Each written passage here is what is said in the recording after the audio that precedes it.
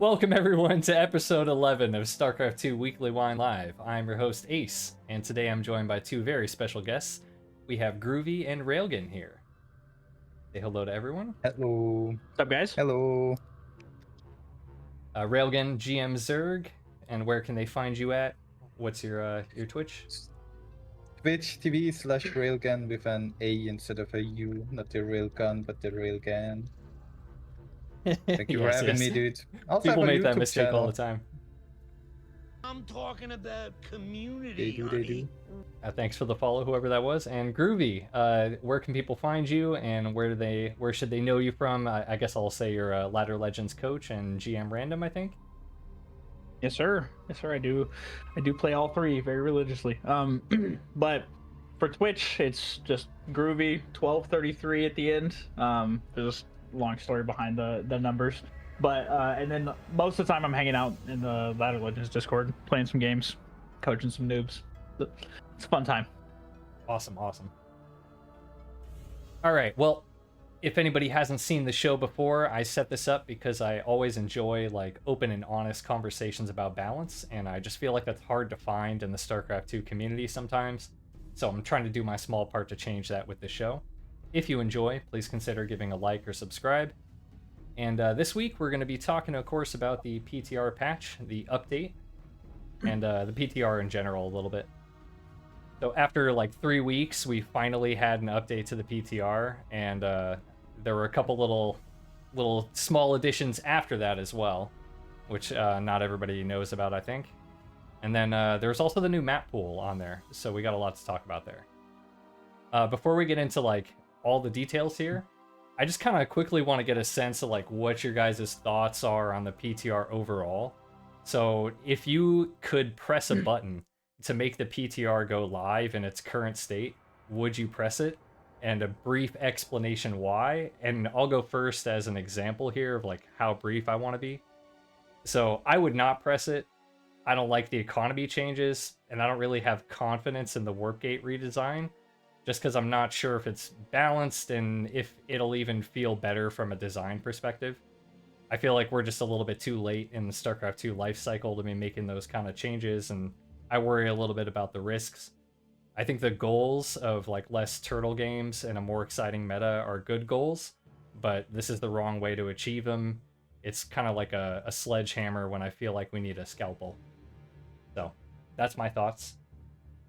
Curious what you guys think as well. You can go first, Rogan. Yeah, so I just won my CVP on the ladder against Response in a late game CVP. Doesn't happen often that I win late game CVPs on the regular game. Overall, I think it's a step in the right direction, but I'm very scared that people are going to go way over the board on the negative criticism. So I think if I could, I would push it to live, but I would further reiterate on it and fix it, balance it. I don't think all the issues that we actually have are tackled by it, but it's better than what we currently have. Even PTR 1 was better than what we currently have. Oh, okay. And now we're on Interesting. PTR 3. Yeah. I definitely wouldn't push a button to make the current iteration go live without some more reiteration, as Rogan said. But I've lived and breathed this game for a decade plus at this point. You know, lived through an expansion plus some really big changes, the Void Ray meta, all those fun times, and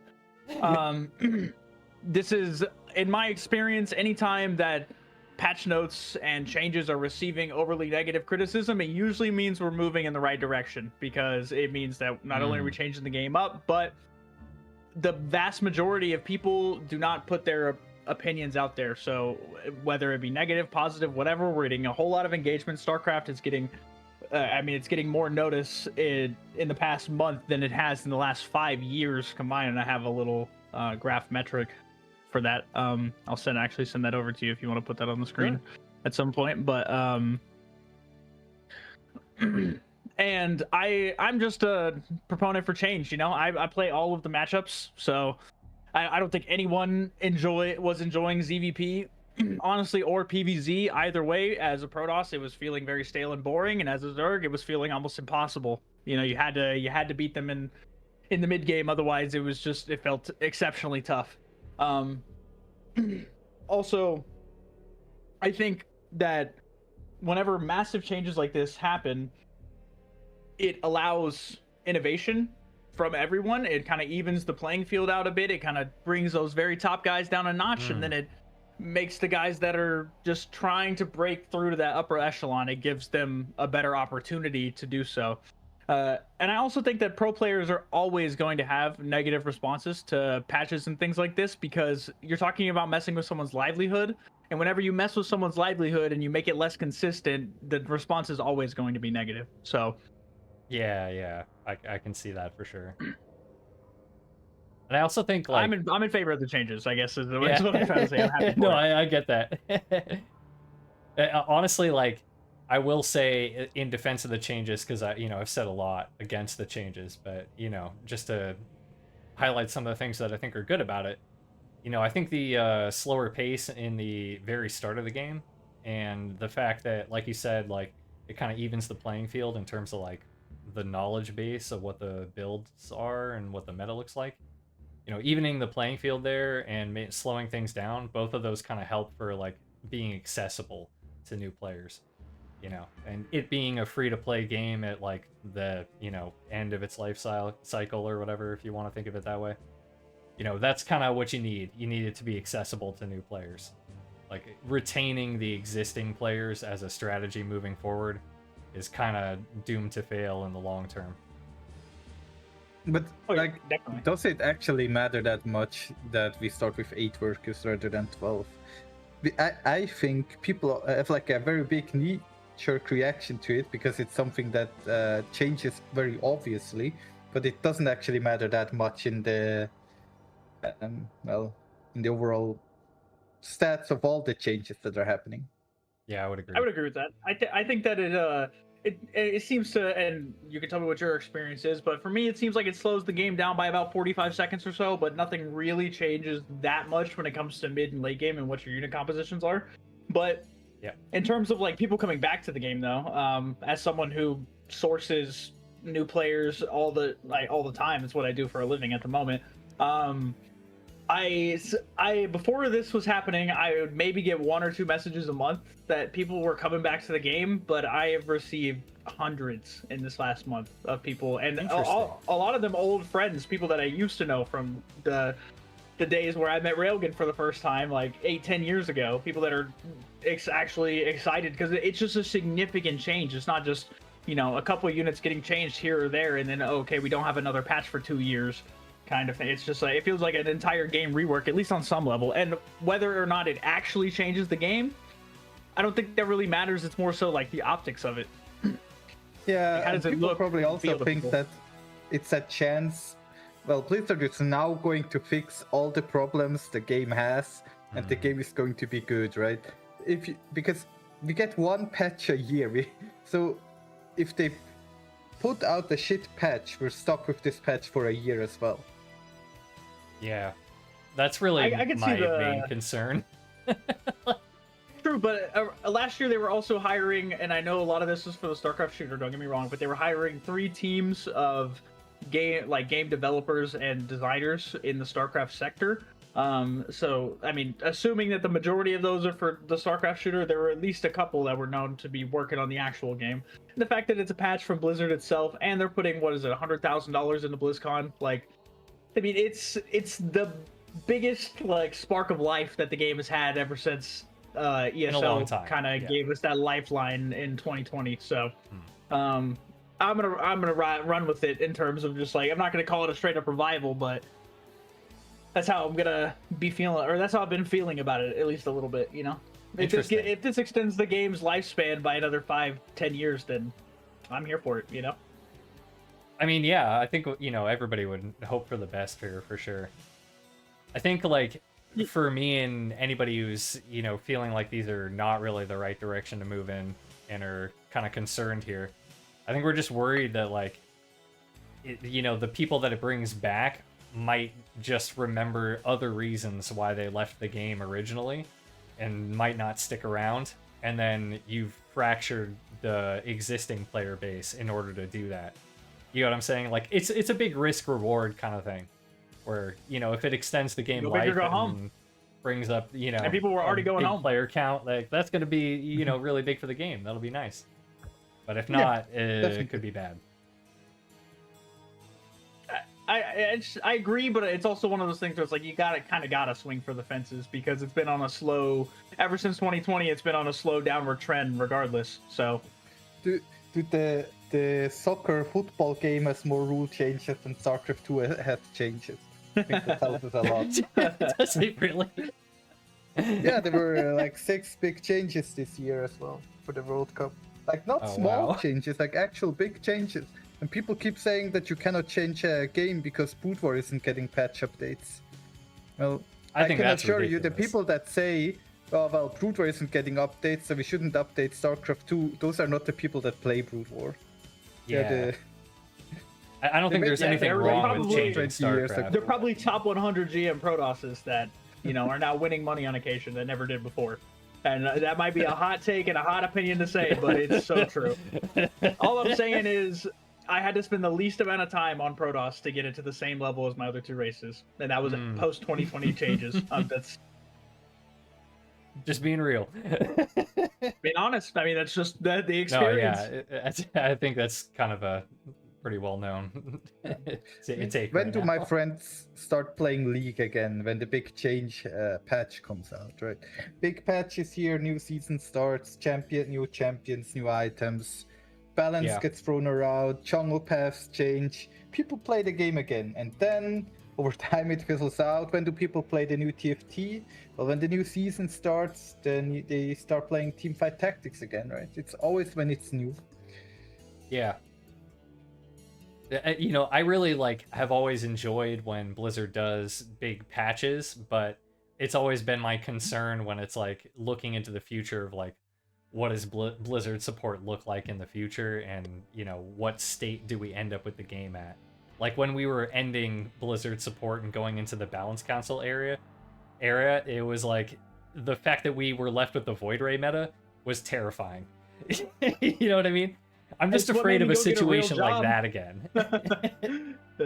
That meta is exactly what made me go get a real normal job instead of continuing to pursue being a pro gamer in StarCraft. Hey, maybe it's a Like, good straight thing up. then, Maybe that'll help the StarCraft community in a different way. All right, so maybe we should move on to something more specific here. What do you guys think about the economy changes in particular? Because that's kind of the core idea behind the PTR. And I might be biased here, but it feels to me like the community is kind of turning against this idea the more we play with it. Do you guys feel like that's accurate, or? Can we talk, can you list the economy changes so we all are absolutely. speaking about the same ones? So when I say the economy changes, I'm really talking about the worker changes going from 12 to 8, and I'm talking about the mineral and gas count changes, the longer life cycle on the bases. And I'm also talking about the I call them the town halls changes, but like the supply changes for Nexus, Command Center, and Hatchery. Which honestly, I think that last third one is the biggest change because that's the one that actually messes up everybody's build orders. The other two don't really affect your build that much. I think, if I can start, I think the biggest change that people talk way too little about is that we now have more resources at the bases. Your main base right now mines out at around 7 minutes. Your main base will start mining out. And if you do not have a fourth base by 7 minutes, you will fall further and further behind because you cannot even have full 36 worker saturation. Like you cannot efficiently mine after 7 minutes if you do not have a fourth base. That's why people have to expand so fast. But now the main base mines out at 11 minutes. So you have a lot more time to expand and play defensively. And that's a huge change that people are glossing over. I like the change, but it's also, in my opinion, much bigger than the worker start. I get you. I kind of I get what you're saying. Like, it definitely changes the flow of the game because it keeps the consistency of your mining. Like, it keeps it more consistent for longer. but the actual mineral count at each base is only increased by 400. So you're not getting like an insane. You're not getting a ton more resources. You're just getting them faster because your mining is more consistent, right? So, I get what you're saying, but I can't see it meaningfully extending the game per base by more than like a minute and a half or 2 minutes max in terms of like when they're fully mined out, right? Like how much you can get actually out of it, because it's 10,800 in the old patch versus 11,200 in the new patch. It's only 400 mineral difference total, right? No, it's So more than like, 400 minerals. You have 4 mineral patches with 400 minerals, so it's 1,600. no, because the way hold on, let me go back to the first patch notes. No, but it says the base count total is only 400 more like total. Yeah, I'm pulling it up right now. You have 4 mineral patches that mine out, and 4 mineral patches have 1,200 resources, right? Yeah, but then they also reduced the mineral patches on the big ones from 1,800 to 1,600. Yeah. So So it's like even though you have 4 mineral patches that have more. So I get you. Difference. So it's just like what you're saying is true, but it's because of the more efficient mining that you are able to turtle up more. 400. But it's like you're mining them out. I don't want to say it's like you're getting the money faster, but you're not mining them out as fast. I don't know if that makes too much sense, but it's like because you're able to mine with more workers off of it, it's like it doesn't take as long to mine those last little bits. Well, I mean, the big difference, if you ask me, is you don't have to take another base when half of your patches mine out, or have another base available. No, definitely. It definitely is the most impactful. Yeah. I think I think that change is going to be majorly impactful for lower league players. Like having to manage so much economy and not being able to focus on, let's be real, what the fun parts of the game are, which is the actual fighting and interacting with your opponent, is a big detriment, especially, and it's something I've noticed quite extensively when it comes to teaching lower level players as well. It's just like it's almost always and of course you want people to focus on their fundamentals, but at a certain point you also want them to have enjoyment with the game as well, and the enjoyment comes from fighting. That way you want them to be able to fight their opponents and actually interact with them. So it's just like every minute and a half you're having to make them look away from their max out fight to go take another base because their eco's becoming shit behind what they're doing. Yeah, I can see that. I don't know. It takes the enjoyment out of it for them a little bit. Yeah, but even also in matchups I'm like Third versus Zerg, like you cannot really play a 2-base roach opening at the moment anymore, because by the time your third base will actually start, your main base is already mining out. And if you cancel your third base even just once, you will no longer have enough income to afford an army that can contest his army. It's the economy change, for example, for the CVC matchup and for any 2-base Zerg opening, it matters a lot. It makes the comeback potential a lot more. Yeah, I would agree. I didn't actually think about how that would affect like 2-base aggressive Zerg, and that's kind of in that one pig video he explained it kind of well, because it's like, especially once you get to if it's a 2-base versus 2-base, but then someone establishes a third and you don't get yours, then you're mining 1.5. You're talking the double whammy. So it's like, exactly. So honestly, like also, so my thoughts on this are a little bit weird, because I actually like the double whammy, but like I understand the other side of it. You know what I mean? Because like it is enjoyable to fight, and like I've definitely had times on the PTR when like I'm noticing the difference in mining and the fact that like we're doing a lot more back and forth trades, and I'm like, oh, this is kind of fun. But like on the flip side of it, like it feels to me like you can also do that by just like having a lower worker count on the current economy, like how things are set up right now. But like, and I kind of like the effect of, I don't know how to explain, like I just like a little bit of structure that the mining out provides. Like it just feels nice to me to have like those timings where like at like 5 and 8 minutes and things like that, like things just sort of line up naturally, and the economy is sort of structured like that. So I weirdly like the legacy of the Void economy, but like I understand that I'm kind of in the minority on that. I just feel like it's more interesting because they're like encouraged to expand and like take more bases on the map, and holding more bases is just like objectively harder because you have to cover more area. So I just think that makes the game more interesting. But you know, let me ask you this: if I can also see if someone were to time travel back from 6 months in the future and hand you a playbook with those exact same kinds of timings for this new PTR, would you not feel the same way? Sorry, what do you mean? So like what you're describing, it sounds like it's like purely what you liking or not liking it is the extensiveness of your current knowledge versus you having to relearn this new system, right? So I'm saying, no. would that change your opinion on it if someone comes back from the future and hands you a playbook of like, these are the timings for this? This is No, when this is it's happen, not this is really when you about need like to do it. And knowing you the could say that for timings of it. certainty. No, it's not really about like knowing the timings of it. It's more about like just a preference of the pacing. You know what I mean? Like it just feels like Sure. awkwardly too long to be on two bases for when I feel those like protracted scenarios where like somebody's on two bases and they just don't die, and you're like, I can't really like get an opening because they're only on two bases. Just a move, right? Sorry, what? Like it makes it to where like I think it lessens the just a move kind of mentality where it's just like, okay, I do have another base and I'm just gonna have so much more stuff than you that I can just a move you at a certain point and I don't really have to control. Like I think it just forces a little bit more like finesse and attentiveness to what you're doing.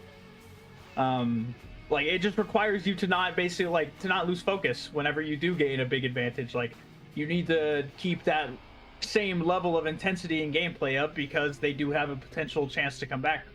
I don't think that and I'm not. I know this is your opinion, so it's not. I'm not necessarily disagreeing with the opinion. It's more so like. It's kind of what I think that'll be a good from a viewer. yeah, of course, but I think that'll be better for viewer spectacle overall. Like the potential, the comeback potential. Yeah, I can see that. It's just from like my preference of like how it feels to play. It just feels awkward when like, I'm thinking of a scenario where, like you're facing like a parade push, for example, and they're on two bases, and you're like, I could do a run by and get around and actually get into their base and do some damage if there was a base that was exposed, but because they're behind the wall, I can't really do anything. Like that just feels a little bit awkward. You know what I mean? But that's just like a preference for me, I guess. I don't know. It just doesn't feel quite right to me. But I'm also biased because I came in at Legacy of the Void.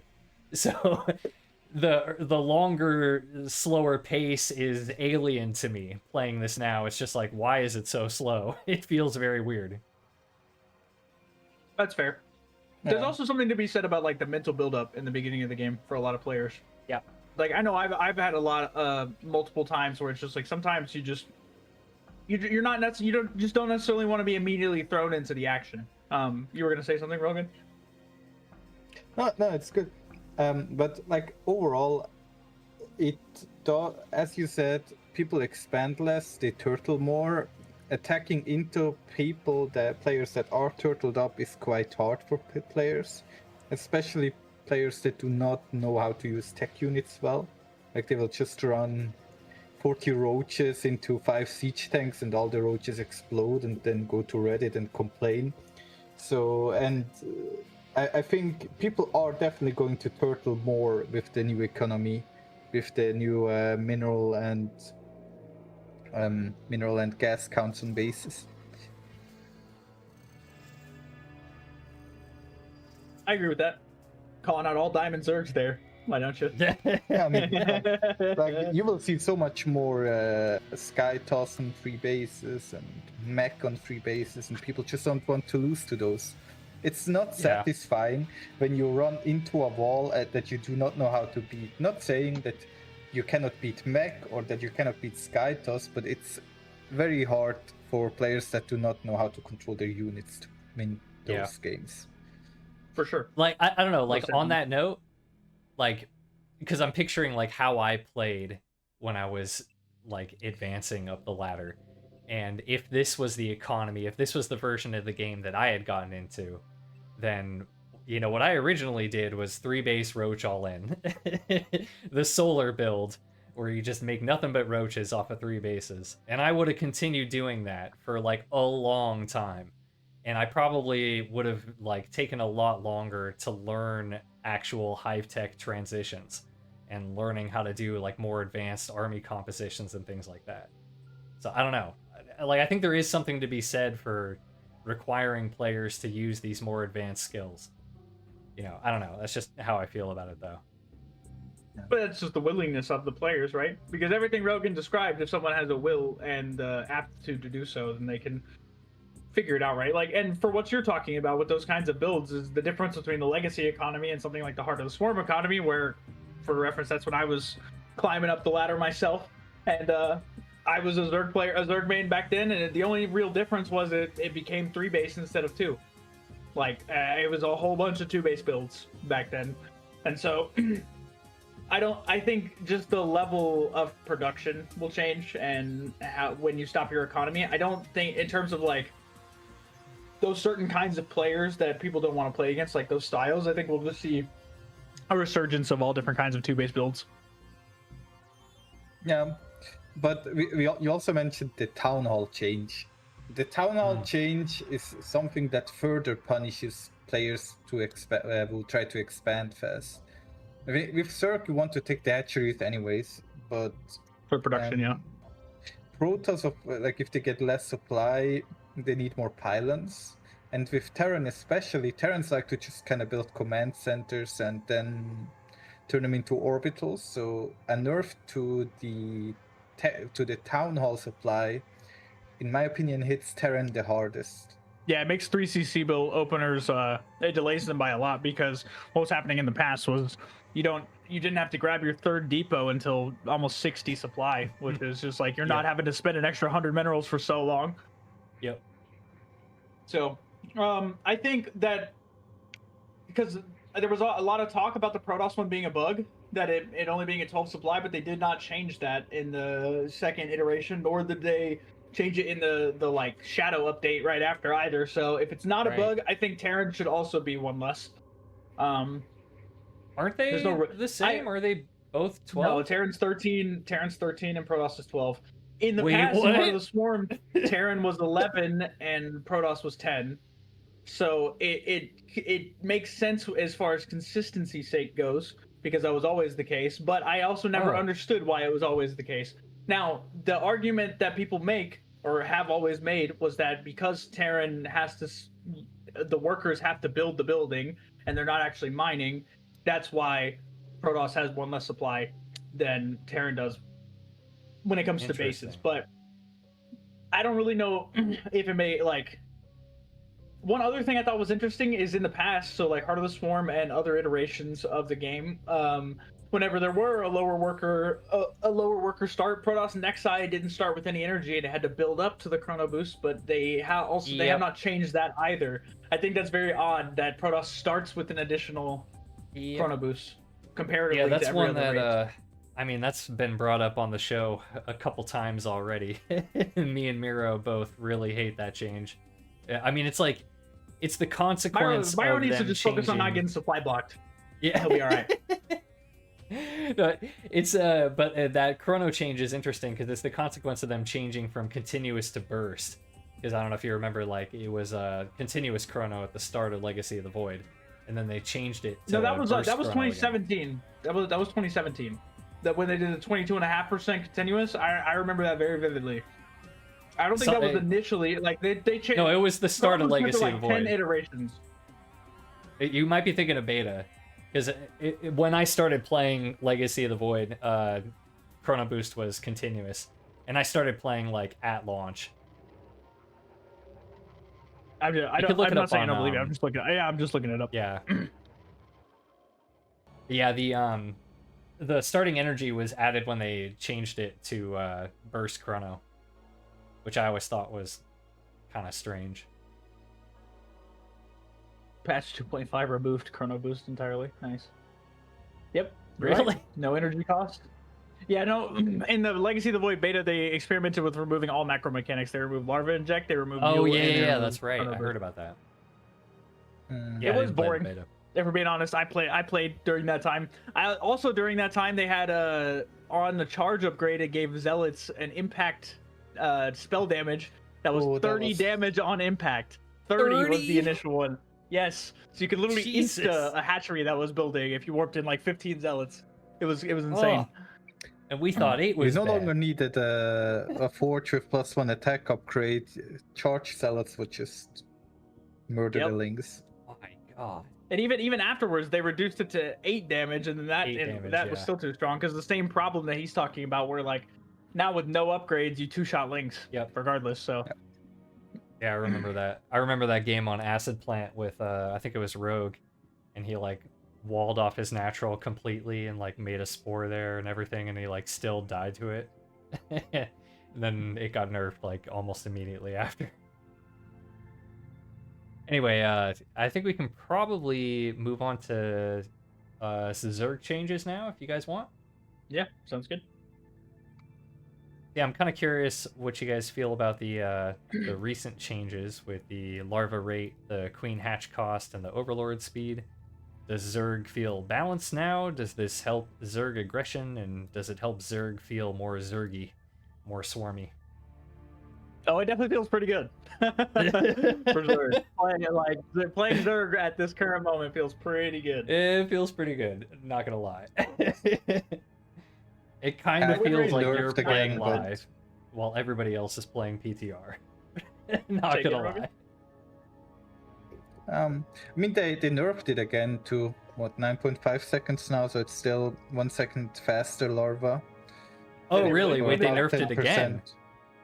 Yeah, it was nerfed. I mean, it was nerfed once, right? We're on sorry, PTR yeah. 3 now. Yeah, so they what? bumped up the hatchery Look at cost the to old one 300, then, I guess. and There are then no they PTR nerfed nodes larva. for it. So how am I supposed to get the metrics and the numbers? Where And is you have that? to play the game, dude. I do play the game every day. But they're trying to cut costs, so we get more patches, but fewer nodes now. Yeah, you have to. The larva spawn rate went from 9.0 whatever to 9.5. Yeah, it was just 9 even to 9.5. Okay. Okay. Which is still a pretty big buff. Yeah, that's what like A very 14% from 18. a super big buff. Yeah, what were And- they saying? But I think look, we have to take a step back maybe. How is Zerg supposed to be played? Is Zerg supposed to be the race that has to defend against everything perfectly just to even stay alive? Or is Zerg supposed to be the race that can actually also attack into you and have offensive potential? At the early Legacy of the Void, the decision was made that Zerg is not allowed to be aggressive. All our aggressive potential was completely destroyed. Yeah, when Terrell got Zerg neutered very hard. Yeah, I mean, it from- happened almost before then, I would say. Yeah, It it was started. before that even. Yeah, Look at the they- 2018, like the amount of Zerg players, you just watch it slowly decline from then on, and that was the year he started winning everything. They nerfed the Nidus, the Evolution Chamber. They nerfed our Hydralisks by splitting the upgrades, so we can no Yeah, they longer nerfed play Circling Drop. Hydralisk timing. Yeah, the Circling Drop.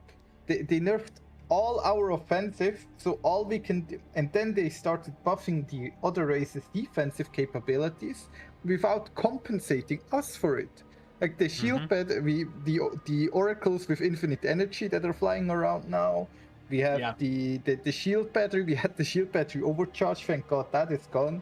But now we have the shield batteries with a lot of energy, anyways, and it was never compensated. So now, Zerg had to learn to defend against all those attacks for such a long time, and the game turns around now.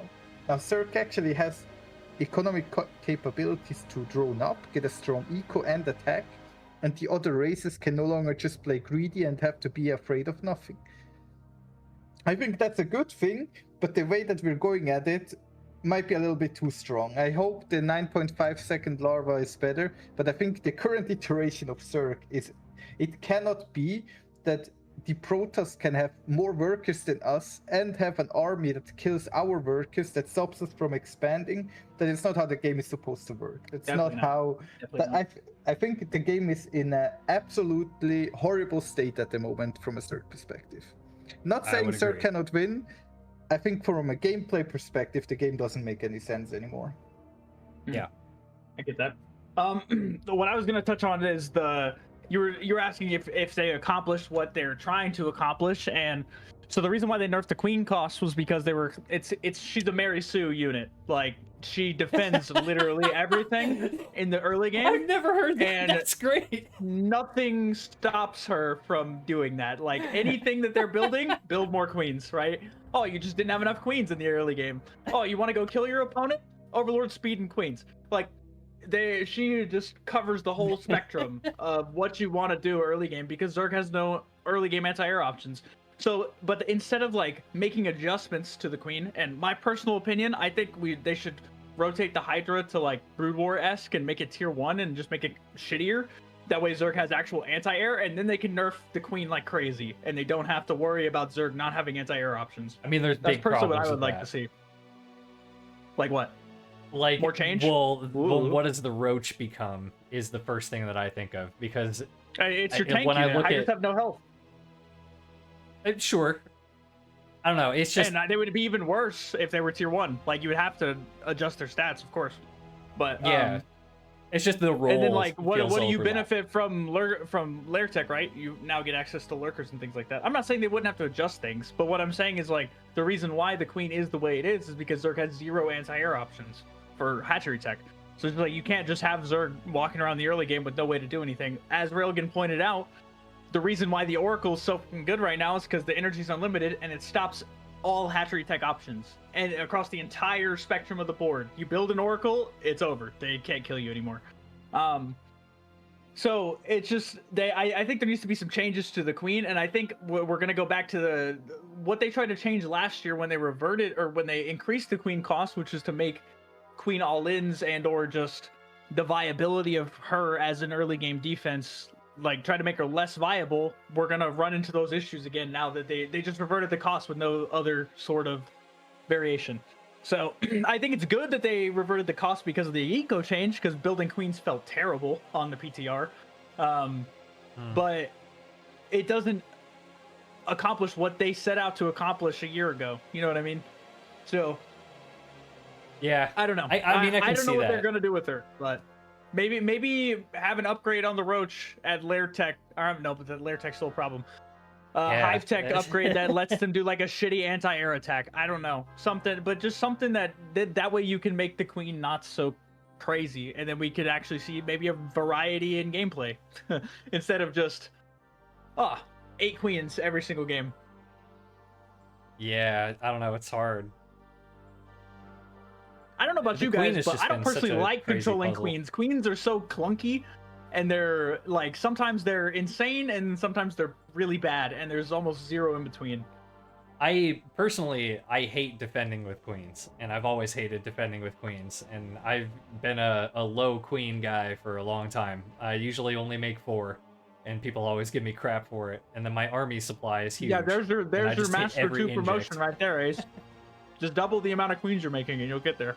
I know. I can actually feel it, like, every time I make queens, I'm like, man, why am I doing so well? Making extra queens. I just don't like doing it. What I want is a select all queens button, please. Oh, Yes, yeah, like the please. warp Why guilty. do we not have this? Yeah. No, but it's so difficult. Usually you rally the units and they go somewhere, but queens, I have to pick them up at every base. So if late game I decide I really want to have 5 queens in the battle, I need to spend like 6 seconds to pick up all the queens. Yeah. And then I mess something up, then I have to redo it over. It's horrible, dude. Or like if you're Like- about to die, so you're like, oh, I need to pull all the queens to the front, then you gotta spend the time going base to base to base to add them all to the hotkey. Yeah, it's Yeah. very annoying. Yeah. Like why is Protoss the only one with the band-aid solution to warp gates? They get a whole entire Yeah, hotkey yeah. that no one else gets. For real. But I think that would be a pretty big and good change. Like no joke. I didn't know. It ZX definitely would help. Ganon It would definitely be a is- good quality of life change. ZX Ganon in chat is saying something interesting. I'd love for queens to be weaker but move faster off creep and be able to transfuse off creep again. Kind of like the, what is it called? Like the Swarm Queen or whatever? In Yeah, you make co-op it or like the Heart of the campaign? Swarm kind of transfuse. Yeah, yeah. Or like the Heart of the Swarm campaign transfuse, but if they can do it off creep, it'd probably be better. That'd be interesting. In that version of the game too, the queens are armored, so things like marauders and stalkers kill them Right. very quickly. Yeah, I think the queen has been nerfed a lot. I mean, the transfusion nerf, the multiple range transfusion nerf from turning it into like it got turned into a hot. The range got nerfed, the movement speed got nerfed. Now we cannot transfuse off creep anymore. Now we at least got our cost reduction back, but and they also had to compensate back then by buffing the spore crawler because they had such little anti-air. We are forced to build spore crawlers because we literally cannot build anti-air to stop our opponent's air harass early on. I think that's also kind of a joke. That's what I was saying. What raid cannot get out defensive? I'm getting actually, attacked by carriers I have a before rant my on this. hydralists are out sometimes. I'm sorry. I have to rant on this because this drives me nuts. Like, okay, so the making spores when you're like trying to defend an oracle, right? So you guys know this better than me, but like, I'll explain it anyway because this just drives me nuts. Like, so the current meta, it feels like Protosses, they'll bank up or they're just going like Nexus first before their core, or they're banking up like 2 oracles before they even come in to try to get drone kills, right? But to me, like, I came in early Legacy when they would go like Cybercore first and Chrono the Oracle. Sometimes they would even proxy it, and the Oracle hits like way earlier. So for me, it's super weird because all the time I'll scout a Protoss and I'm like, okay, I think their Stargate is on time. It could be the fast Oracle. Do I need these spores? And if I actually make them on time, I devastate my economy.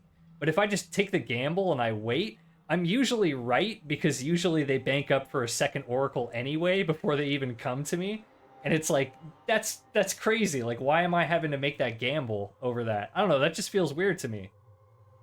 Am I nuts? Well, that's what he's saying is like having units that you can make instead of where it's like if the Protoss or Terran decides to make Banshees or anything, the moment that someone decides to go for those kind of air harass options, it's instantly -3 workers for the Zerg because you have to use the drones to build the spores, right? So it's having to get rid of your workers to have adequate anti-air is just not. I mean, it just doesn't feel good in any sense of the word. Like, you're already getting rid of workers if you're building units anyway, so why not just give us a unit that can deal with this? Yeah, there's also one thing that we forgot to talk about before when we talked about the economy changes. You now get attacked by adepts and reapers especially, and also by much stronger early Zerg pools earlier on. Like the adepts are now hit you much earlier compared to your link speed timing. The reaper is there, like you cannot even really get out all the links that you need, and it takes so much. Yeah, like it's a really big change. It of course also costs the opponent, like get you the have to do units 10 early depot out. instead of 11, stuff like that. Yeah. But I have a feeling a lot of lower league players are not gonna like that. Like you're gonna lose so many workers because you have no queens out in time to defend. That was actually probably the see scariest pool first thing. more common at lower leagues, if I had to guess, like moving forward. Sorry, what was Like that? people who really just don't want to. I was gonna say that like what he brings up a good point. Like I think you'll probably see like pool first more commonly at lower leagues going like moving forward because they just don't want to deal with that every game. And what I was gonna say was that was the thing that was like the scariest thing to like learning 1v1 Zerg for me when I was learning was the Reaper early on. It was like, what? And I don't have my queens yet, and I have to like micro my lings to defend this Reaper. Like, that was terrifying to me. It's super easy to deal with once you know how, but when you're new, it's like actually scary to have this unit in your face that early. This is very true. All right. All right, yeah. Do we want to talk about Protoss now? Or yeah. I mean, I have you don't know. played Protoss on the PTR Groovy? Oh, absolutely, yeah. I have about 40 games with E-Trace so far. Oh, nice. Did you ever play me? dodge No, me? I haven't played you yet. You dodge me. You tend to play, dude. You tend to play at like 2 in the morning my time. Excuses. 2 in the morning at your time. What? You live in America, dude. Like, That's what I'm saying. I play all day. I play like 16 hours a day. Whatever. Okay, yeah. I usually try to play Explain. like 5-10 games a day, but I think this iteration of the PTR is better for Protoss than the last one. Warpgate, it was definitely too expensive in the last one, but I think they nerfed it too much. Like, I think they could have kept it at 50 minerals and made it 25 gas, and that would have been fine, because the biggest problem was the gas impact for changing to Warpgate. I haven't played a single game since this new PTR where I haven't changed all my gateways into Warpgate immediately, and it felt just fine. So, now I'm sure that there's very high-level Protoss players that would argue that you shouldn't change them until the absolute last second, and they're probably right. I just have been doing it to see how it feels, and it honestly doesn't feel any different comparatively to live in terms of playing Warpgate. The only difference is, instead of them automatically turning, I have to remember to go do it, which that is definitely kind of an impact later game whenever you add like 6 extra gateways and then you're fighting for like 4 or 5 minutes straight. But really, the guaranteed fast warp-ins at any pylon on the map, it's worth the 25-25. So I don't really... Like, I don't know. Well, Warpgate, Protoss more or less feels almost the exact same as it does compared to live right now to me. I really do. They changed the research back to Cybercore, and it doesn't feel like a super significant investment to get Warpgate anymore. So, I don't know. I'm sure there are some affects, like, give it another 40-50 games. I'll probably make a decision either way, because I do plan on playing another... I plan on playing a certain set of games where I don't use Warpgate until absolutely last minute to see if it feels like majorly different or not, but currently, yeah, it just feels like regular Protoss. I feel like the Adepts hit much earlier now, but the Oracle hits much later. I'm not sure if that's because of the 8 worker change, like Protoss is mining fewer gas, but I think the Oracle is there later and they take a third base later. And I don't think that cannot be because of the gateways, right? It has to be something else. No, the third base, you're getting it usually about a minute later. Like, live version, it was 3:30, right? And now it's about 4.5 minutes, the latest. And that's because of what you're talking about. You mine less gas. A lot of openers are off 1 gas, and you don't really grab the second gas for quite a long time. So, and you said their Stargate was later? Common sentiment, yes, because you're not mining as much gas. And so a common sentiment also is because the first Oracle can't really leave, because by the time the Oracle's out, link speed is done most of the time. So the first Oracle is really only used to secure the third base. And then it's the question of, do you even really invest the money into extra Oracles after that? Most Protoss players think you don't at the moment.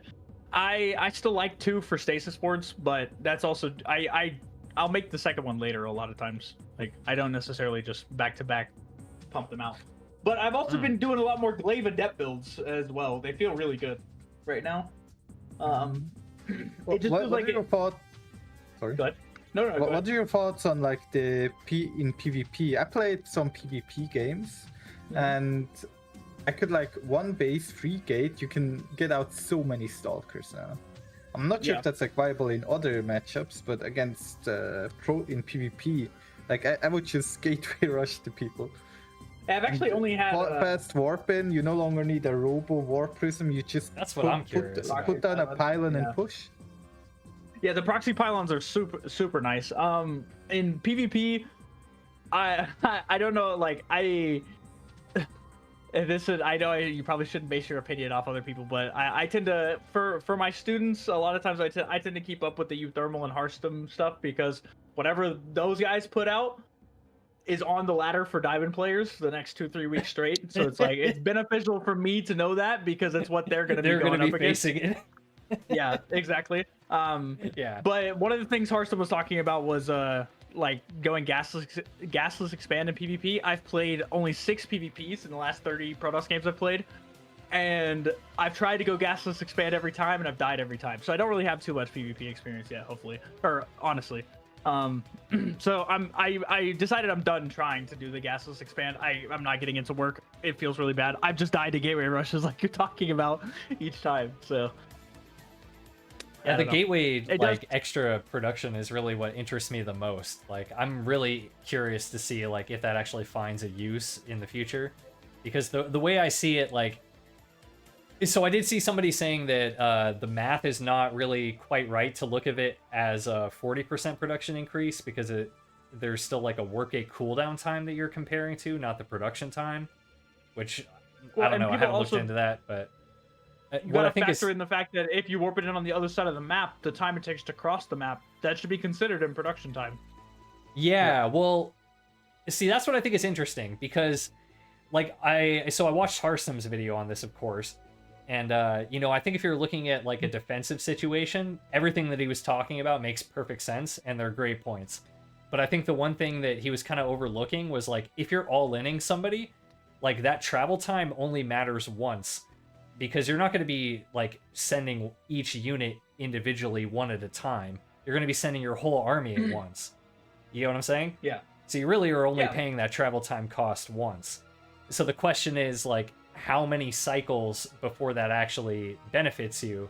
And then the other thing that I wonder is, you know, if you're looking at it as like a production speed increase, you're not mining additionally, right? So how do you take advantage of that? By building less production, and then you produce more with fewer structures. And so with less investment into production, you can produce the same amount of units. And I'm curious to see if that actually has any sort of use, because I could see a style where you like open 3-4 gateways, and then you focus more on your Stargate and Robo, get your Templar archives, all that kind of good stuff, and you're a little bit lighter on the gateways, but still able to produce enough.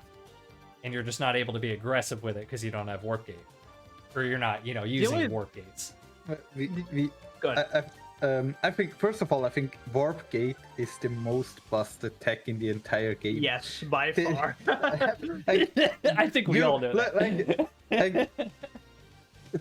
Pro players say like, an identity. Wait. Like, being able to the way I see it in my base is identity. Okay. The way I see it is like it's like a dick measuring contest of production. And you're just like, as the Protoss player, you're just rolling up into their base and you just slap it on the table. You're like, what are you gonna do about it? First of all, there's a discussion that the gateway units are too weak. Gateway units are not too weak. Like, maybe cost per cost they're trade not quite as efficiently, but gateway units are absolutely, like, everybody dies to charge shots and stalker rollins for a reason. But so much help. let's go a step back. The warp gate enables you to defend everything. Like, on being attacked at my third base, well, what do I have to do as Zerg? I have to build links, maybe in my main base. Takes me like 4 or 5 seconds. I'm not even sure. How long is the link build time? 10 seconds? 18. I don't even know. It's 18 seconds. See, it's 18 seconds. And then they need to walk 10 seconds to the base. In order to even join the fight, the Protoss warps in their units and they're there immediately. Like, the Protoss is always 30 seconds in the future. Like, with their gateway units. So, like, their economy is always 30 seconds ahead, which is why their timings are so strong and hard to beat.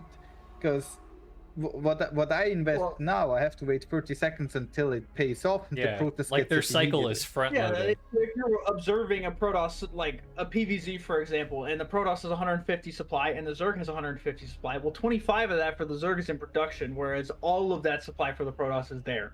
It's always there. Like, whatever you look at and you see their supply is, that is what's actually fighting right now.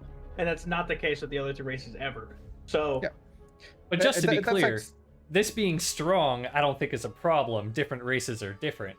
You know, I think that's kind of one of the things of Protoss. It's just it's a challenge to balance. I don't think it's balanced, yes, but the way people love to frame it as this is the identity of the race, that's just not the case. Like, Starcraft 1 has operated for 26 years without that being the identity of the race. They just make the units from the building like every other race. So I think it's okay that we're moving in this kind of direction, you know? Like, I'm not saying get rid of Warp Gate completely, but I think that the ability to instantly warp in things on the opposite side of the map is very strong, as Railgan pointed out. So it's just like, it should be costly. It should cost you money to do that. Imagine if you could build a Nidus worm for 100 minerals and no gas. Dude, like it would be like you would see Nidus worms everywhere. It's worse than that, though. Even just saying that makes everybody say, well, that would be fucking broken. Well, that's what Protoss has, right? The units Protoss spawn has and are even better immediately than there that, where though. you need them. Like, it's even crazier than that. It's not just like a Nidus. It's a Nidus worm that then now all your larva instantly teleports to the Nidus worm. Yes, as well, all your and larva is all like the at the Nidus build worm, timers are and your units produce in like 4 seconds. And because we're not done yet, it flies, and it only costs minerals.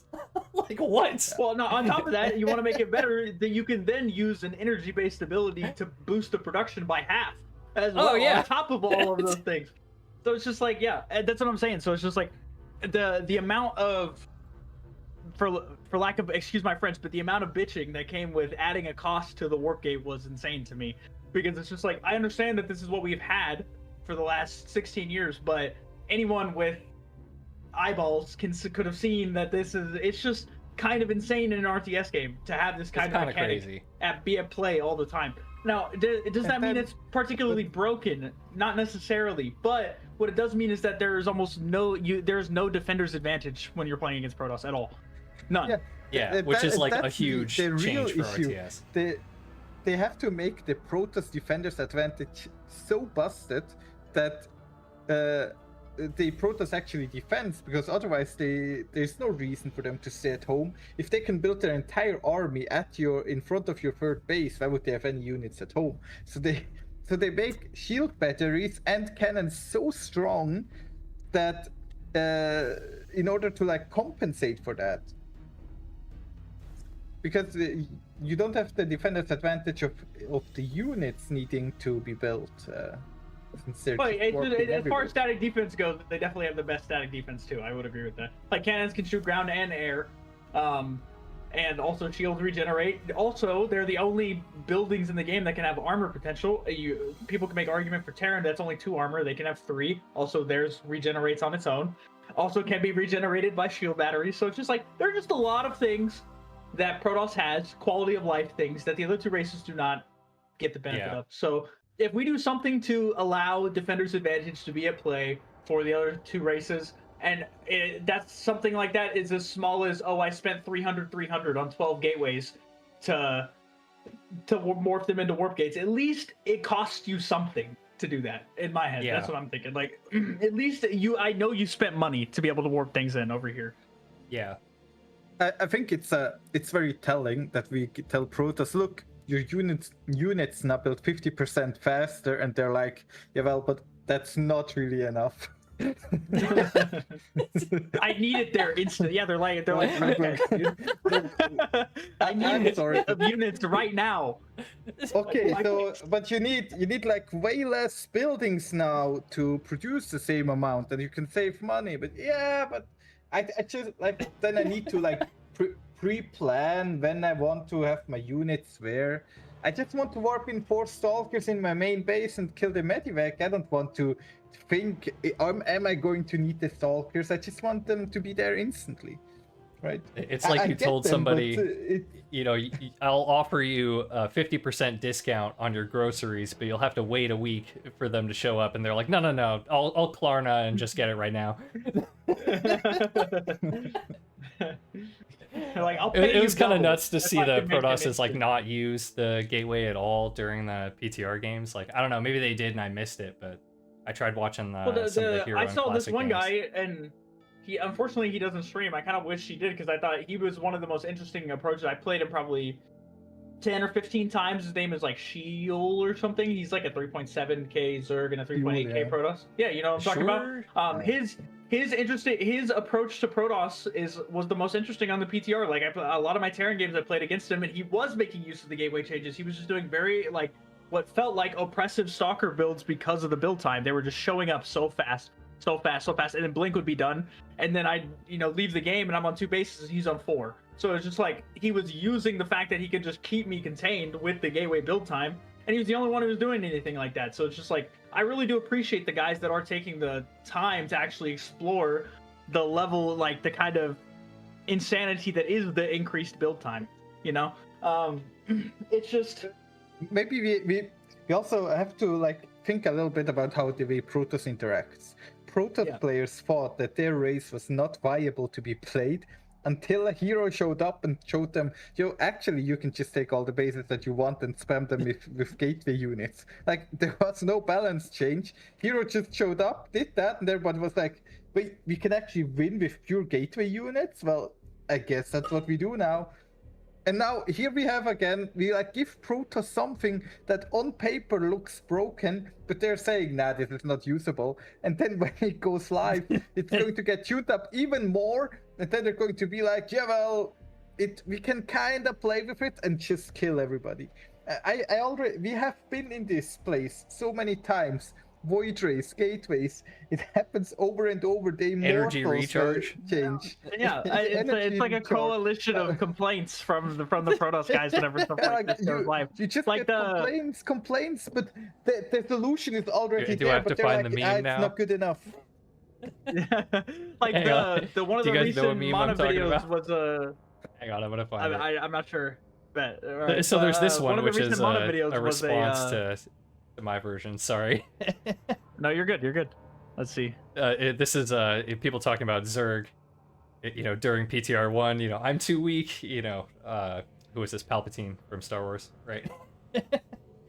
And then, I gotta find it here. But the original of this, I was talking about how Protosses reacted. Because Protoss during the original PTR when this first came out, they're all just like, "Oh my god, we can't do this. We feel so weak." I'm just like, I don't believe you though. Like, you could be right. Maybe Protoss is weak, but like I've seen this like 3 or 4 times in a row now. Like every time we try to nerf Protoss, you're like, it's unplayable, too much. The nerf was too hard. Can we have some compensation, please? And then we give it, and it ends up being even stronger. Like, it's kind of nuts. Yeah. And it's also like one of the interesting things that I find when it comes to these Protoss players and their mentality is not once do they ever sit there and go, maybe I just don't have it all quite figured out yet, and I might just be playing poorly because of that fact. That never crosses their mind. The only one who I ever hear even say something remotely close to that is Hearthstone, and that's on occasion. And that's usually after making it's like a backhanded almost, like insanely crazy take, and then it's like, or maybe there's a small chance that I could just not be playing the best kind of thing. Like the mono video that he put out 2 days ago was a great example. The dude sat in his base on 2 bases for literally like 15 minutes making nothing but blink stalkers against a Zerg who's on 4 bases and with 2 links.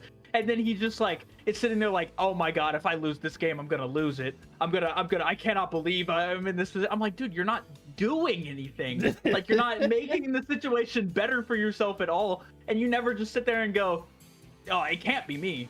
It couldn't be me. Like I am a pro toss player. This could not be possible. Like, come on, man. I don't get it. To be fair, Zergs have the same people. Like, look at our biggest whiner, Lorimbo. I mean, I'm also a big whiner, but like, he also same. He's like, he plays like. I played some games with pro players. We realized that Zerg can no longer be aggressive in the early game. The race is practically dead. They killed my entire play style. Everything needs to be changed. Thank you. The deaths of Zerg cheese. Yeah, that was so funny. Yeah, that's so it's so over dramatic. Like, the guy just needs to maybe adjust your play style.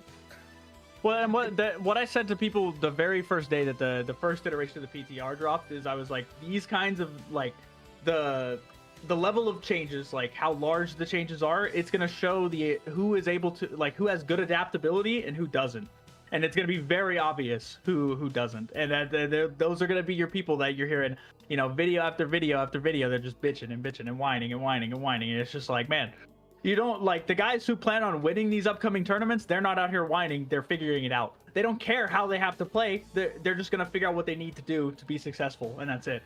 And so it's just like anyone who considers themselves a pro player that is not doing the same, you kind of lose a bit of respect from me, in my opinion, because it's just like, I can understand you being like, oh, I don't like this or I don't like that, but I'm going to do what I have to do to make it work. Because it's just, I don't know. It's just like, it's like they're trying to unionize for Starcraft. You know what I mean? Like, we don't need to go back to the old. Like, I mean, I can understand it. I don't want to criticize people too much for these kind of things, especially because I kind of engage in this. But like, I mean, I feel like, if we're having a debate in the community about these kind of things, like this is the time to give feedback. You know what I mean? Well, Like- that's what I'm saying. Feedback is not a bad thing. Yeah, But yeah. what I'm saying is like you being unwilling to adapt to it is what loses that air of like respect of your opinion for me personally. Because Yeah, it's I mean, just for like, if pro you're, players, that's absolutely like, I mean, they should always be trying to adapt. Like have your own opinion. it's sure, their but, like, livelihood. You're yeah. telling me your paycheck is coming from this next week? I better see the best possible play you got. That's all I'm saying. Like, it couldn't be me. I'm just, you never see Cyril complaining. Very true. for a That's not reason. true. He also Yeah, complained. probably not. Yeah. Usually it's about his own. It's about his own gameplay though. Stuff that I see, like him and his own, like how he's feeling about himself, and he's very critical towards himself. Yeah, whenever well, he's I complaining. think the reason, like, one of the main reasons why Cyril is so successful is because he's one of the, like, few rare people that's able to, like, really hold himself accountable all the time and doesn't need a coach to do it. You know what I mean? Yeah, And, like, I think that's Like one of the someone- big yeah. differences between why the Korean scene was dominant for so long, because they had Kespa and all the teams over there, like, and the team houses, like, really helping coach people and, like, force people to play styles that they didn't want to play and practice builds they didn't want they to. also kept them too tired to whine too, man. They had a 40 game a day Yeah. regimen. I used to try to copy those things. Those things were insane.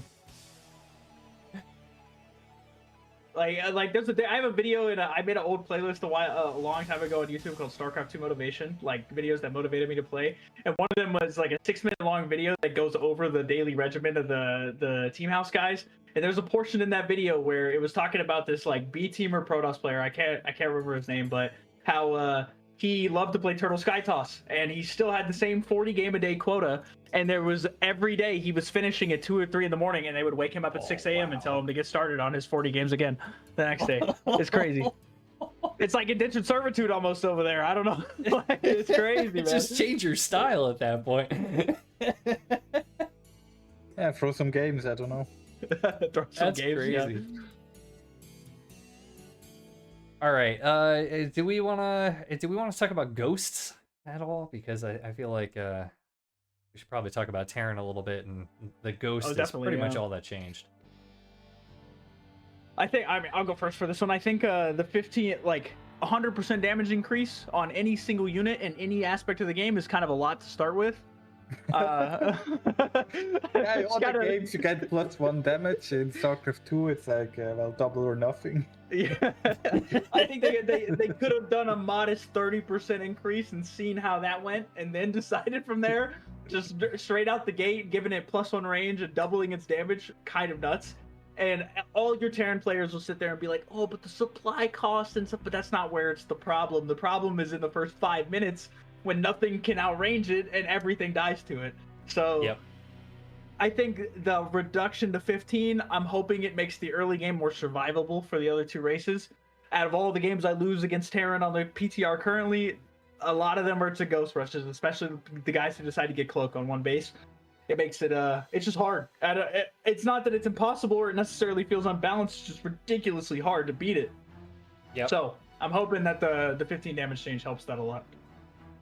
It's quite talking something when about you have like 6 community, roaches honey. walk across the map into 2 ghosts and my roaches all explode. Yeah. The fact that I don't get it. Like, if we also have to look a little bit at the history of the ghost. The ghost started as a unit that could do snipe. I think it was an instant ability that didn't There's do as 25 much damage, yeah. Yeah, it's 25 it wa- damage. But you had like that famous MVP versus NST game on Jakura's Plateau at BlizzCon, where the Broodlords come, the ghosts stand, it's just. I just The watched first that time recently. The public, yeah. Let's forget about that. But then they changed it, right? And then it was like the steady targeting, where it was a cast time, a lot more damage, but if you would. There's 3 seconds though for Yeah, snipe and- time, which was, yeah. Yeah, but if it was cancelled, you couldn't cancel it with damage, I think. But if it was cancelled, then there was no the energy wasn't refunded. Yeah. And So like, if the so Terran was you going to lose all their ghosts for it, and they decided to cancel it, then they lost all of that energy for trying to do it. Is what he's saying. Yeah. For those Yeah. of you. Yeah, and then you could like right now you can just cast 10 snipes at a single Ultralisk, and you get all the ones that don't go through refunded. And that was also the case back then. It was the case that you would actually lose that energy if you cast too many snipes, like overkill. It got buffed, right, to the iteration that we then had that we had in the previous patch with the cast time, and you can interrupt it, but you also get refunds. Now they still get the refunds. You can no longer interrupt it, and it does a lot more damage. Like if you buff the damage, if you make it that strong, at least remove the refund. Like add some skill to it. The Terrans are just sitting there, holding down the mouse wheel and shift and scrolling over my entire army, and everything explodes. Yeah, making it 3-shot ultras is also a mistake, I think. Like 4 is fine. Like you're telling me like an ultra is supposed to be a massive tank unit, and the fact that they die almost instantaneously to ghosts is kind of crazy. And that's speaking from someone who I have had a couple games against Zerg where I am just ridiculously far behind, and I'm like, come on guys, let's try out the new ghost, and you just sit there with 15-20 ghosts for the next 35 minutes and win the game, because there's just nothing that they can really like effectively do to stop it. Like Fungals was really the only huge hope before, but now it's like my whole army gets fungled, everything still dies.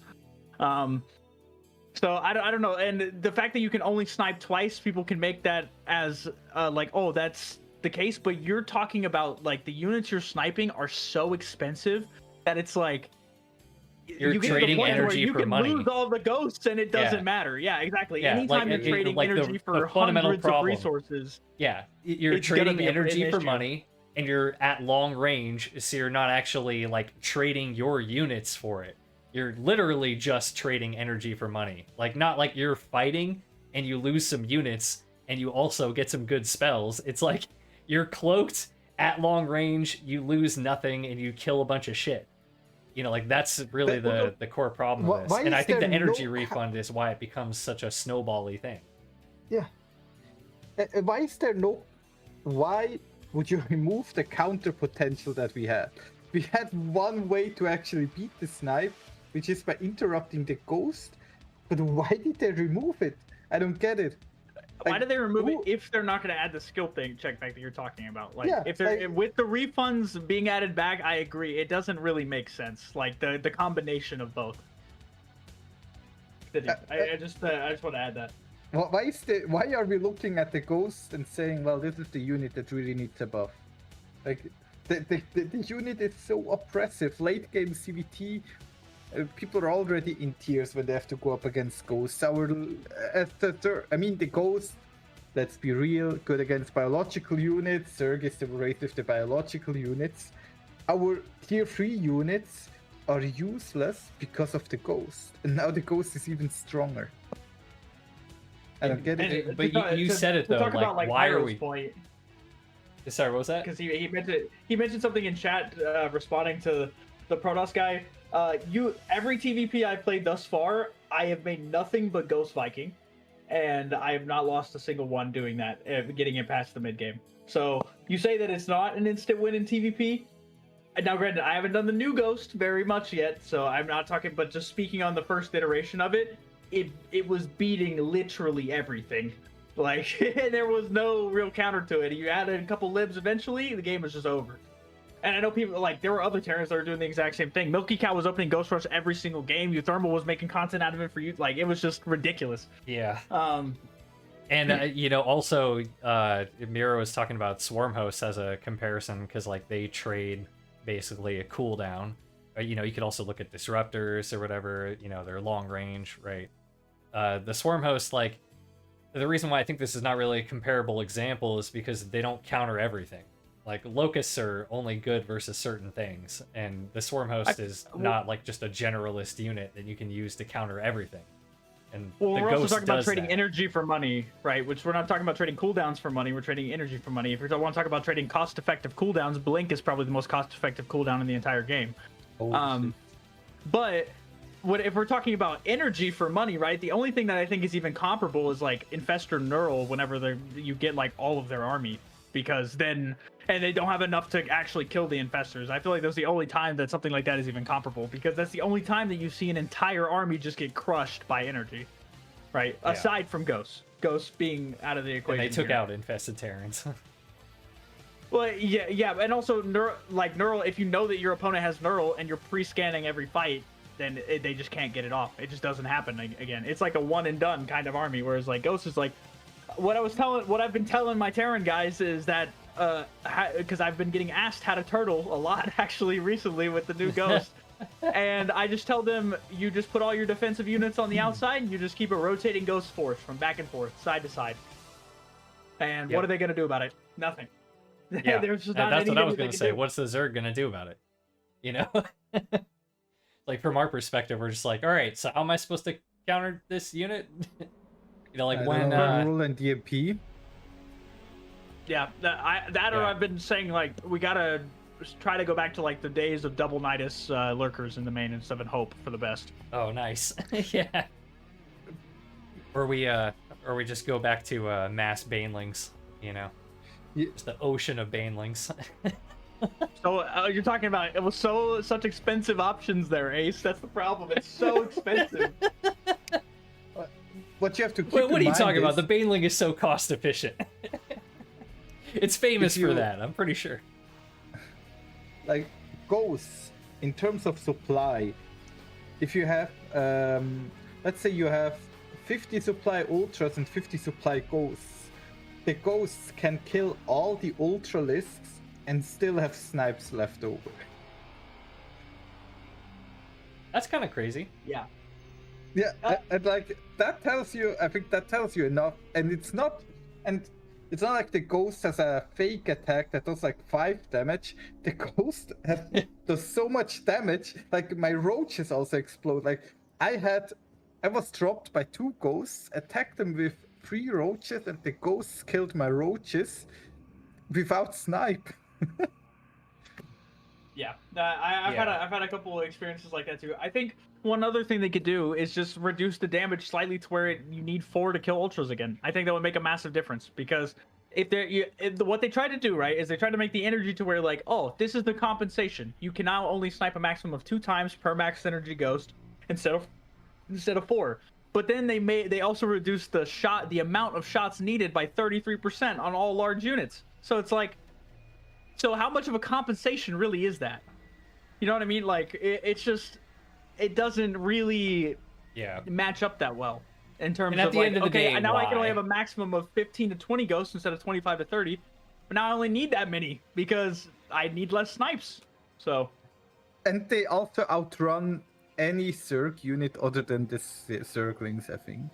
Like, yeah, they reduced the speed in this last patch back down to the worker speed. So anything that's faster than a worker now. Like outrun the Ghosts, but that's not that fast. If you it's still fast. It's still very quick comparatively to most things. Like workers are fast. Yeah, if you want to rush down Ghosts with roaches, for example, you cannot. The Ghosts are faster than my roaches. And they also have more range. Right a lot more anymore, range. though. No, it's so the reason why I think they changed the speed is because specifically for TVP with Ghost Rush openers, they were as fast as a Stalker, so Stalkers could never chase them down, and they outranged them. So it was feeling like next to impossible to hold with Stalkers, but it's like you also don't want to make a depths because the depths are snipeable. So it's just like what is Protoss supposed to do in the early game versus Ghost Rush? You know what I mean? It's like the one unit that isn't snipeable is also outranged and is slower. So like what to do? That's what I was You're feeling. giving me memories of the euthermal Ghost Rush on Prion Terraces at the start of Legacy of the Void. I'm sure he's doing again now. And I'm sure all my Zerg and Protoss players will cringe here, but this iteration of the Ghost feels exactly how the machine gun Cyclone did when it first came out. You remember the one that was like, oh god. Yep, and everything just died to it, and people were just like, the what the fuck am I supposed to do? Yeah, I was not a fan. Yes. I'm so happy that was my favorite iteration of that unit. the current version of the Cyclone. Which okay, so I've been trying to say this. So why are we buffing the ghost is really my question, because it feels like after like gosh, maybe 3-4 years now of us arguing about is the ghost too strong or too weak, it feels like the community is kind of settled on where the ghost is now. So why are we changing it? Like now that we're finally not arguing about the ghost anymore, now we're buffing it. Like that just seems crazy to me. It's like we just went through this.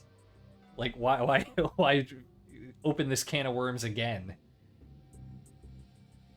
What other late game Terran options? Is there also for need a Terran, new really, toy, right? dude. Yeah, that's what I was about. I was about to go down that same route of like, what other late game option is there really for Terran? I know. I mean, Okay, the gosh, ghost, it's not let's like we've change got it. like some medevac upgrades that we could use or anything like that. You know, I can't think of I don't- anything that was added. Or you know? a melee unit that got taken away that we could maybe add back in. The Herc. I'm just Oh, saying. oh. We're Terran has summoning zero the melee mythical units. Herc. Okay. I mean, you could also give Ford the stun gun back, for example. Yeah. You can make Raven more interesting, viable late Yeah, game. you give it the healing drones for mech units. That would be Sure, like make them sure. super stupid expensive, but Let's just add the There- Odin. there's so Why many not? options. You know, fuck it. But no, we're buffing the unit that's already the one-man army. yeah. Yeah. That All so right. to answer your question, I don't think anyone's really sure why the ghost. And is nobody getting buffed. knows, It's yeah. been a unit of contention. I think it It's kind might of a just be to rhetorical- create buzz more than anything. You know, I was gonna say earlier as Hmm. a joke that we should all be bowing down to Pig because it seems like whatever he puts in his videos is getting through to the balance patch. So anything you guys want changed, you better go like, I don't know, be a Patreon supporter of that guy or something. That's how you get it done, I guess. Apparently, you know. But I was gonna say about the ghost, like maybe that was you thermals like ode to it. Like, guys, I swear I could get like 100,000 more eyes on Starcraft every week if you buff this unit. I swear. It was somebody else's idea, but that's okay. Maybe we should talk about, okay, so I have a question about how do you feel about energy recharge? I have to ask this. I know it's not involved in this PTR at all, although it did get nerfed in it got stealth nerfed. You know, there was some other updates to the PTR, so the cooldown was increased from 45 to 60 seconds, which is kind of funny if you ask me, because on the face of it, it's like, okay, so now the Nexus is just doubling its energy supply, basically, because you generate, or the cooldown is 60 seconds, right? And the cost is 50 energy, and it gives you what, 50 energy, I believe? Yes. Yeah, so that's the same, because you generate 25 energy every 30 seconds. So that's 50 energy every 60 seconds. So now you're just literally just generating an extra energy bar on the Nexus that you can transfer to any unit at 50 energy at a time, which I think is kind of funny. But yeah, I'm just curious if you guys feel like, how do we like energy recharge still? Do we want to fix this or remove it, or how do you feel? Every Protoss defensive like mechanic like that, since the Mothership Core got removed, has just been boring and dumb, in my opinion. And that sounds very blatant and bland to say, but it just feels like they've been very unintuitive. They could have come up with so many other things, but their option is like, it's just so stale. Energy overcharge, or like battery overcharge, stale. Energy overcharge, stale. Like, what interesting gameplay does that provide? Oh, I'm completely out of storms. My one big ability. Let me just warp in another Templar and energy overcharge, and I got another one ready to go. Like, it's just not. Yeah. Oh, my Oracle's out of energy, so the Zerg player might actually kill me. Wait, never mind.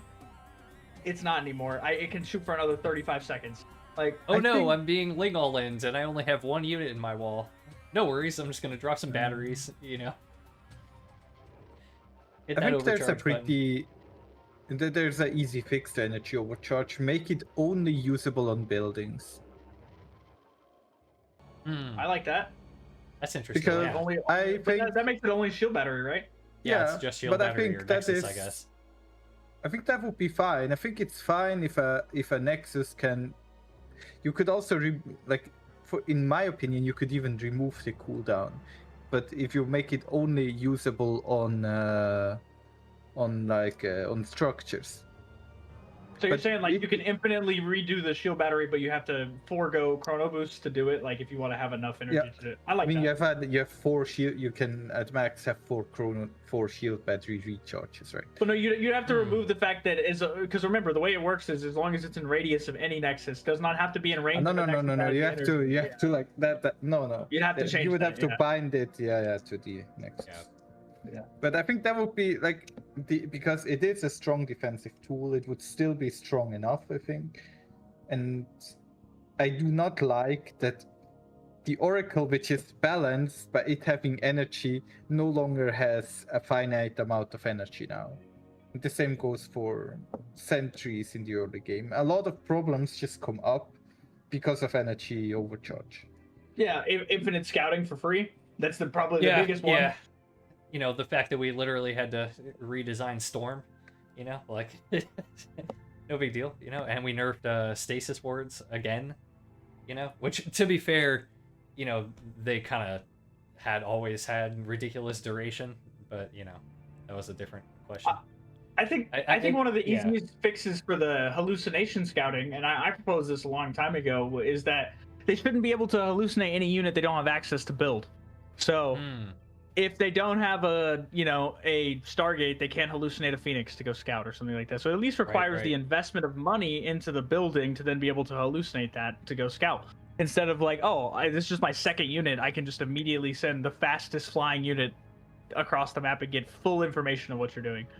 It's just like that is the problem that is not talked about enough, in my opinion. It's just crazy. It removes a lot of like strategy potential from the other two races because there's no consequence from them losing that unit either. For Zerg, losing an Overlord in the first 4 minutes is painful. It's very painful to send that guy in to get that information. For a Terran, you drop a scan, that's minus 225 minerals you don't get now for out of a mule. Hallucinated Phoenix, not the same. This is not the same. And people might be like, you energy overcharge to get that thing, well, you miss a chrono boost, but you don't have to do that either. You just wait 10 seconds and you have the hallucinated Phoenix anyways. So yeah. I mean, personally, you know, I think that energy recharge is just a poorly designed ability, a bad idea. It's lazy. I would agree with Groovy that, you know, everything that we've introduced since removing the mothership core has just been worse and less interesting. And I think that as much as, you know, everybody hated the mothership core, and I did too, and I cheered for its downfall, I think that, you know, hindsight is 2020, and I wish that we had just stayed. Yeah, bring it back. Bring it back. I liked it. Bring back pylon overcharge too. I don't give a fuck. No, don't go that far. Don't go that far. You don't have to go that far. No. I think we do. No, I'm fine with it. Honestly, like, I like it when Protoss has cheesy bullshit, you know? On the topic of Terran, we also have the siege tank being abductable. Which is nice. They should have never removed that. The fact that you could abduct like a Thor but not a siege tank made zero sense. Yeah, the only like even sort of lore sense, like, I think the fix to that, right, is the siege tank should have an upgrade that's in the fusion core or something like that that makes it no longer abductable. Something you can pay for, and then now it can't be abducted. Like, so, you know, like some drills or something that when it sieges up, now it's like anchored into the floor or something like that. And it'll have a little different or it model, halves so that the bigger range feet. of abduction. So it's like it only takes them half as far or something like that. Like, if they really wanted to fix that problem, I don't think you just remove it from the Zerg arsenal. Now it made mechs so hard to break for no reason. Yeah. I mean, what would be really cool, if we really want to talk game design, what would be really cool would be if you had to use multiple Vipers. So the first Viper just like tugs it and it doesn't really move, and it waits a couple seconds for another Viper to show up, and if one doesn't, then it just breaks. That'd be interesting. Yeah. Should we make the mothership abductable again? Yes. Absolutely. Hero units I are think... dumb. Change my mind. Look, it's really tilting me that I'm playing against Protoss players who go free base gateway into mothership, and there's a mothership flying there, and there's nothing I can do. Yeah. Yeah. Well, you either need that, or you need to nothing. make it take like double damage from ground anti-air or something like that. Like, it's just there's almost no way to kill it with ground units unless there's nothing under it, and there's never gonna be nothing under it. Yeah. Like, why would you have a mothership? Also, Yeah. people also don't talk about the fact that they massively increased its damage output as well. Yes. Instead of With doing bug 7 fixes. damage per attack, it does 42 damage per attack, which is higher than a Tempest. Like, it's just kind of crazy. I don't know. It's much better unit than it used to be. Put it that way. Much better. And just because pro Zerg players are good at getting the abducts off on the mothership does not mean you should hurt the rest of the community because Protoss players can't keep their motherships alive. Agreed. A good Protoss player would feedback the Viper before it ever got in range. That's how I feel Right? about it. Feedback has 10 I'm range, pretty abduct sure- has what, 8 or 9? Yeah, something like that. It's less than 10. So why my question to the Protoss players is, why is your mothership ever getting abducted? Exactly. I mean, you can rapid fire it, you know? Like, there's not really an excuse. Yeah, I don't know, man. It's just like, there's so many things that, and unfortunately, my Protoss guys, this has been always targeting you, but there's so many things that are just given to Protoss as a quality of life, and then for the other races, it's just like, get better, nerd. I don't know what to tell you. I don't know what to tell you. Like, it's bad. Yeah. You feel bad about this? Just get better, dude. I mean, So this is how I'm feeling kind of vindicated with these changes, because it's just like, I hear Protoss players whining. I'm just like, get better, nerd. I can sympathize with that. Yeah, I mean, I've been struggling against Protoss for quite some time now, and it's been very frustrating. And it actually used to be my favorite matchup, so I would really enjoy it if it feels fun to play against Protoss again in the future. But yeah, there's a lot that needs to change, I feel like.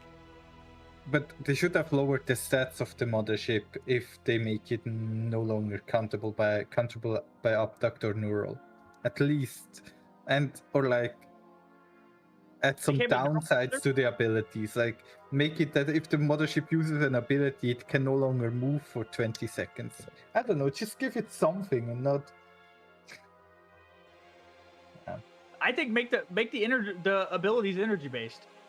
First off, that solves the problem for Terran immediately, because if it gets EMP'd, now there's no more energy and they can't use its abilities. Cool. And for Zerg, they don't just get them on cooldown. It's like, okay, they use 1 time warp and 1 cloak. Well, now they definitely can't recall. And Well, also, now they have to use energy overcharge on the mothership. Oh boy. Ah, there you go. He's thinking ahead. But I'm talking about, I guess that's fair. But I'm just saying, like, that makes them choose instead of just being like, let me just rotate through. What do I want to do right now? Yep. Or make the cooldowns longer. I would also be a fan of making the cooldowns longer. That way it's more impactful. Because right now, the cooldowns are, 60 seconds per ability? So once per minute, I can do these crazy things, cloaking my entire army or reducing all of your attack speed by 50%. And they're like long duration too. Like 20 seconds, yeah. Yeah. Look, I always like to play like a little mental gymnastics game. What would happen if Zerg would get the mothership? What would change on the unit if they gave it to Zerg? And then, like, you just start thinking about all the things that get removed if you gave the unit to Zerg, right? Like Cloak would definitely get removed. Cost, double the cost, no longer able to cloak. Teleport is like spawns a Nidus worm instead that can be killed. They would for 30 reduce the seconds. size for sure of the amount of units. That Oh could be. god, I just thought of the best mod. If we have to do that, and we just like reskin it as the Leviathan. You know, make it look like the Leviathan, and then tell people like, oh, check out this cool mod where you can check out Zerg with a Leviathan, but it's actually just the mothership. Like same exact stats. Also, why does Protoss get a hero unit and the other 2 races don't? Like, I'm not necessarily saying the Leviathan, but I'm saying, you know what I mean? Like one big, like large unit that costs an exuberant amount of supply and resources, like maybe like a Jackson's Revenge for the terror, like a Giga battle cruiser, and then for Zerg, man, I don't know. I mean, Leviathans are not. I mean, it could be a Leviathan. I don't know. I don't know exactly what it would be for Zerg. Yeah. Apocalypse. You know, they would remove everything from the mothership. Brutalist, it could dude, no you get a longer Brutalist. attack air. Oh man. I think a Brutalist could work for sure. 1500 Brutalist, HP, That'd 50 be attack pretty to fun. air, 70 to ground and Dive to 5 snipes.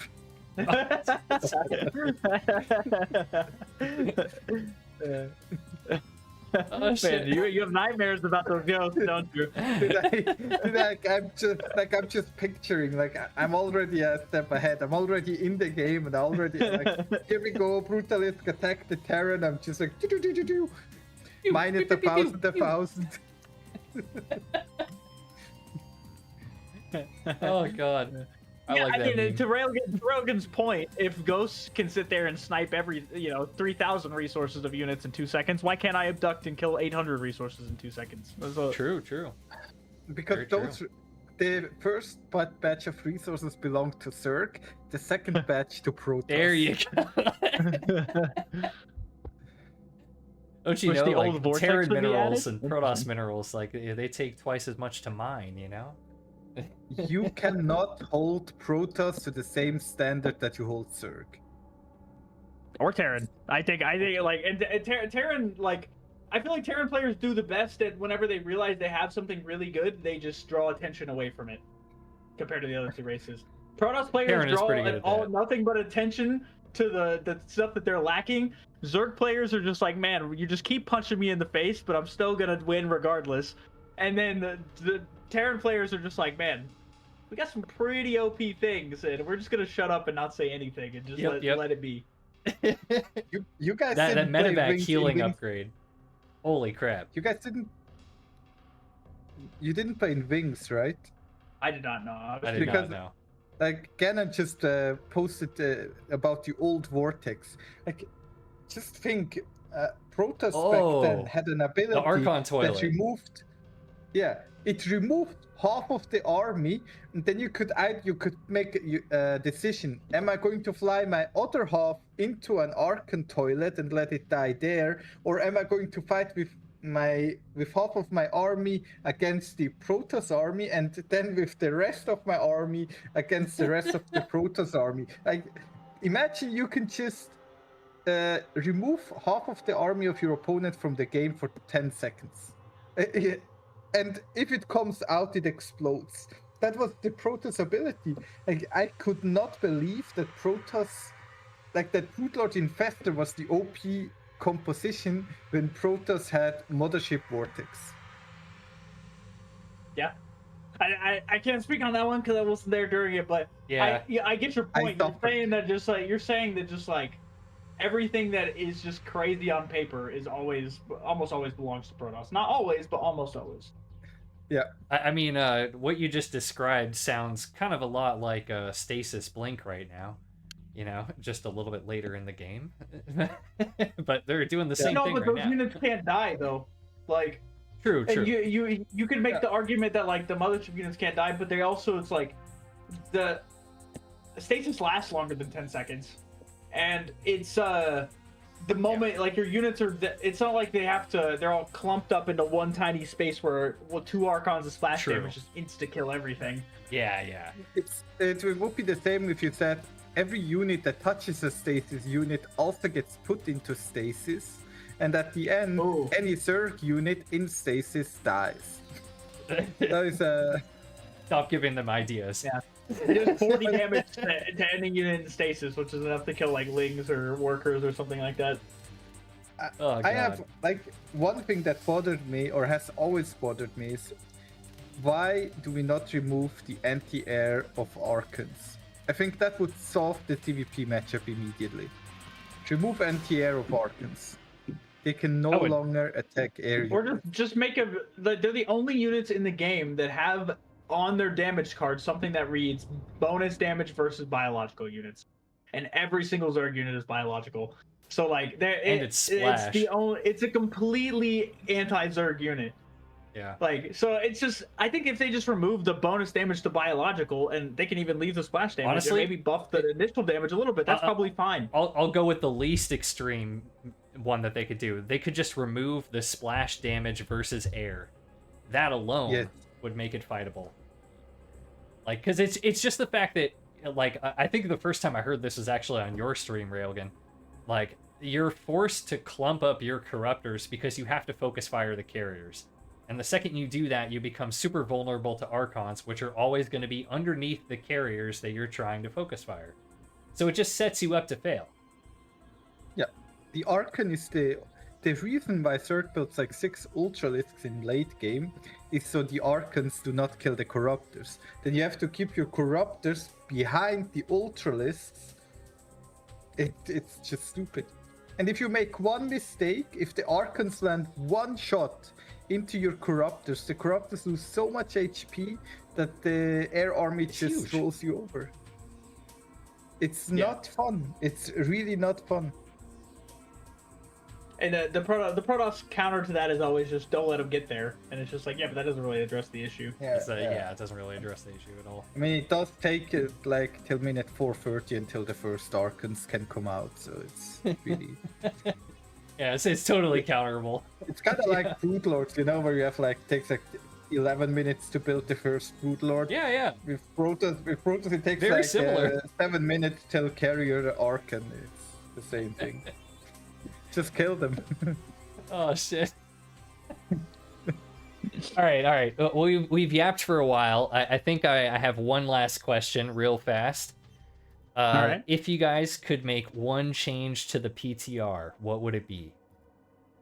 Remove Archon splash against air. You found the hill he wants to die on. Oh yeah. I don't know. Just fucking fix something about Archons. Or either that or buff Brood Lords. Make Brood Lords great again. Brood Lord's great again. I can get behind that. And if I can go ahead. Personally, one final thing that I like, the other things are more important. Buff Swarmhost. Make Swarmhost. Ooh. Reduce the amount of supply they take. Like Go from 3 to 2 supply. No free units. No free units. But that's just I mean, Swarmos do kind of suck, but I mean, make the Locust cost like 5 minerals, 5 gas or something, and you'll receive no complaints from me. Anyways, if I could change one thing, and I think a lot of people would agree with this as well, I would test the gateway changes and the economy changes separately. That's the only thing I would change. I think they're two massive changes, and to be testing them at the exact same time, they kind of bleed into one another, and it makes it hard to tell which one is affecting the other worse. You know what I mean? Right. We could have just done the I can economy totally see change that. first. And then once the openers and things are figured out after a couple months, boom, now we add in the gateway change, and then we can figure it out. And I think a lot of Protoss players would also agree with that. It's just like, it's hard to really determine what is the most at play here when it comes to these kinds of changes. And I think they're both pretty massive. So I respect the cojones it takes to do the changes of these size and quality, especially because negativity is the most clicked on thing in the internet. Our brains are wired to seek out negativity, so anyone who does post their negative opinion, those are going to be the loudest. So for the guys that are overseeing this whole balance fiesta, I respect the balls you guys have to be able to go through with these kinds of changes. I just wish that they would have been done separately. That's all. But that's okay. I mean, we'll figure it out either way, right? It just might take a little longer. Yeah. All right, I'm trying to think what I would change. Honestly, you know, that's pretty good. Honestly, like just flip a coin and like decide which one you want to shift one to try that in 6 months, and we'll just do this for 6 months and then try the other one. That'd honestly be pretty good. Honestly, if I could change one thing, it would probably. A lot of people are probably gonna hate this, but like, I would probably just change the supply, like. I think the supply changing for the Nexus command center and hatchery, that just screws up everybody's builds. And if we didn't do that, you know, people would be able to kind of just play normally, and it just feels a little bit of a slower start. And it wouldn't change anybody's builds, and it wouldn't really wreck any of the guides or anything too much. So that would be probably the one change that I would make if we had to keep this PTR. All right. All right. I appreciate you having me on today. This was very fun. Yeah, it was a blast. I appreciate you guys being on. It's good to talk to you again, Railgan. I know it's only been like a decade since I've talked to you. Yeah, it's forever. It was super cool that you guys. PTRs, it's like keep missing you apparently. So I had no idea you guys knew each other before this. I'm gonna queue up. You better queue up as well. All right, I got you. See what we can do. All right, well, right, thanks so Ace. much for being on, guys. It was a blast. Thank you to everybody who watched, and thanks to everybody who's watching in the future on YouTube. If we left anything out, leave a comment below. Let us know. Let us know what you want to hear about in the future. And we'll see you all next time.